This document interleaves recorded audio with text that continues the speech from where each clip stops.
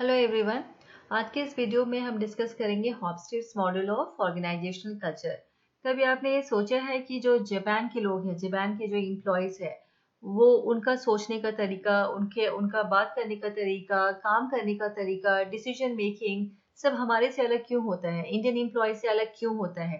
क्योंकि यहाँ दो कंट्रीज इन्वॉल्व है, जापान और इंडिया की मैं बात कर रही हूँ। दो अलग अलग कंट्रीज है, दोनों अलग अलग कल्चर है। तो हॉफस्टीड मॉडल ने इसी को एक्सप्लेन किया था कि एक कंट्री का जो कल्चर होता है वो इन्फ्लुएंस करता है कि वहाँ के लोग क्या कैसे सोचते हैं, कैसे बिहेव करते हैं, कैसे कम्युनिकेट करते हैं और वो कैसे काम करते हैं।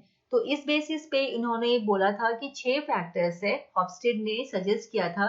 There are 6 factors that influence organisational culture, और ये है वो सारे 6 फैक्टर्स। ठीक है, ये सारे फैक्टर्स को हम एक एक करके डिस्कस करेंगे।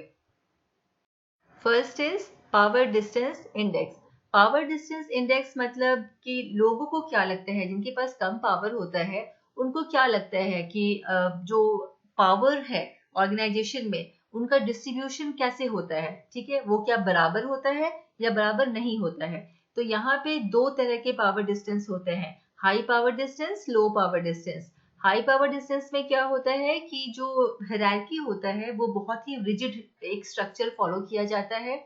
हाई पावर मतलब कुछ एक लोगों के पास जो है वो पावर रहता है, वो सेंट्रलाइज्ड पावर रहता है, वही सारे डिसीजंस लेंगे, उनके पास ही मैक्सिमम अथॉरिटी होगी। एम्प्लॉयज उनसे बहुत ज्यादा क्वेश्चंस करेंगे नहीं, उनकी अथॉरिटी को क्वेश्चन नहीं करेंगे, और वो लोग जो है सीनियोरिटी को रिस्पेक्ट करेंगे। एक पूरे के पूरे जो हायरार्की है, जो चेन ऑफ कमांड है, उसको फॉलो करेंगे कि ये मेरा बॉस है, इसके पास ही सारे पावर्स है, ये मेरे से ज्यादा पावरफुल है, ये डिसीजंस लेगा। सो this is high power distance, यहाँ पे हायरार्की होते हैं। ठीक है, उसके बाद है low power distance. Low power distance में क्या होता है, power is shared more equally, मतलब यहाँ पे जो है लोग एक साथ काम कर रहे होते हैं। ऐसा नहीं है कि किसी के पास बहुत ज्यादा पावर है, किसी के पास बहुत कम पावर है। एक फ्लैट ऑर्गेनाइजेशन स्ट्रक्चर होता है जहाँ पे सबके पास मोर और लेस सेम पावर्स है। पार्टिसिपेटिव मैनेजमेंट यहाँ प्रमोट किया जाता है, ओपनली कम्युनिकेट करते हैं, सारे एम्प्लॉयज को इक्वल अपॉर्चुनिटीज मिलती है। लेकिन हाई पावर डिस्टेंस में क्या हो रहा है कि एक हायरार्की है, एक रिजिड स्ट्रक्चर है, एक किसी के पास बहुत पावर है, बाकी लोग जो है उसको फॉलो करते हैं। ठीक है, सो this is power distance index. Next is individualism versus collectivism. Individualism मतलब क्या होता है, यहाँ पे ये जो डायमेंशन है ये किस पे फोकस करती है, इंडिविजुअल्स पे और ग्रुप पे। अगर इंडिविजुअलिज्म ज्यादा है, इस तरह का अगर कल्चर ज्यादा है, तो यहाँ पे एम्प्लॉय क्या करेगी, एम्प्लॉय जो है वो इंडिविजुअल मतलब वो अपने बारे में सोचेगी ज्यादा। ठीक है, वो अपने पर्सनल अचीवमेंट, अपने रिस्पॉन्सिबिलिटी, अपने ग्रोथ, अपने इंटरेस्ट, अपने इंडिपेंडेंस, वो सिर्फ अपने बारे में सोचेगी। That is individualism. कलेक्टिविज्म मतलब सबको लेकर चलना। कलेक्टिविज्म किस पे फोकस करती है, टीम वर्क पे, ग्रुप में कोलाबोरेशन, साथ में काम करना, साथ में डिसीजन लेना, साथ में एक दूसरे के इंटरेस्ट का ध्यान रखना। ठीक है, सो this is collectivism. Next is masculinity versus femininity. इसमें क्या होता है, मैस्कुलिनिटी में ये बताती है कि ऑर्गेनाइजेशन किस चीज को प्रायोरिटाइज करती है सक्सेस को ड्राइव करने में, क्या उनका अप्रोच होता है। अगर मैस्कुलिनिटी ज्यादा होगा तो बहुत ज्यादा उस कंपनी में अग्रेशन, कंपटीशन बहुत ज्यादा होगा, जो अच्छे से काम करेंगे उनको रिवॉर्ड दिया जाएगा। This is masculinity.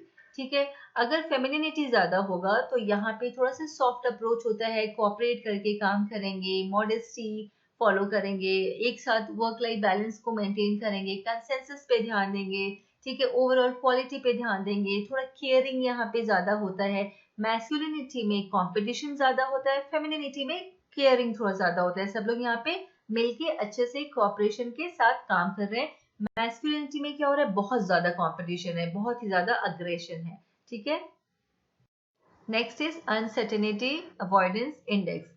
ये मेजर करती है how comfortable an organisation is with ambiguity, change and risk. High uncertainty avoidance मतलब यहाँ पे जो कंपनी है उन्हें उसे पसंद नहीं है बहुत ज्यादा वो अनसर्टेनिटी या फिर चेंजेस। ठीक है, तो ये लोग क्या करते हैं, ये फॉलो करती है बिल्कुल strict rules, regulations, code of conduct, structured planning, जो प्रोसेस है उसी को फॉलो करना है फ्यूचर को कंट्रोल करने के लिए। बहुत ज्यादा इनको सरप्राइजेस और बहुत ज्यादा चेंजेस इनको नहीं पसंद है।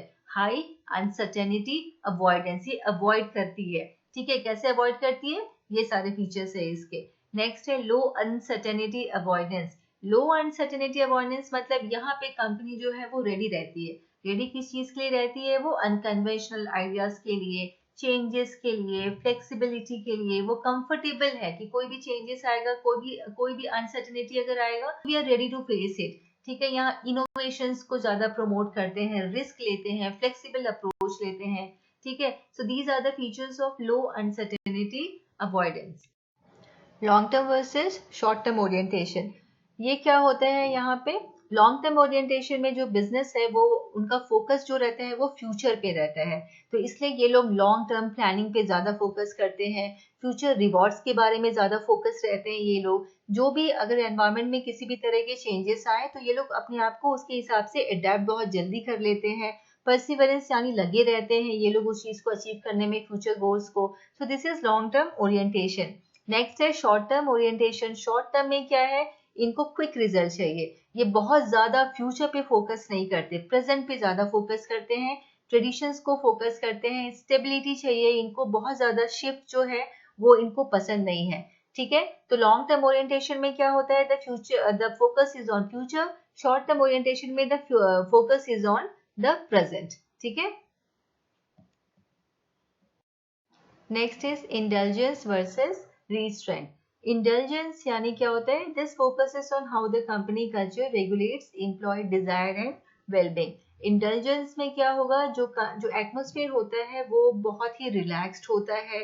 यहाँ पे प्रायोरिटाइज किस चीज को करते हैं, एम्प्लॉय के हैप्पीनेस को, उसके लेजर टाइम को, फन को, उनकी क्या नीड है, वो ओपनली एक्सप्रेस करेंगे अपने इमोशंस को, दैट इज इंटेलिजेंस, ठीक है। बहुत ही रिलैक्स एटमोसफेयर होता है जहाँ पे किसको हम प्रायोरिटाइज करते हैं, एम्प्लॉयज को।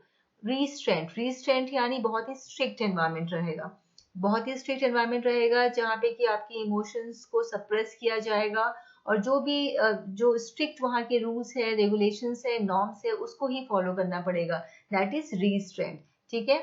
तो ये सारे जो 6 डायमेंशंस है, ये किसने दिया है, हॉफस्टेड ने दिया है। और इससे हमें ये हेल्प होता है कि जो भी लोग, कोई मैनेजर हो या एम्प्लॉय हो, whoever are from different culture, if you are knowing about this dimension, it becomes easier for you to understand them and work effectively with the people from different culture, ठीक है। Thank you for watching.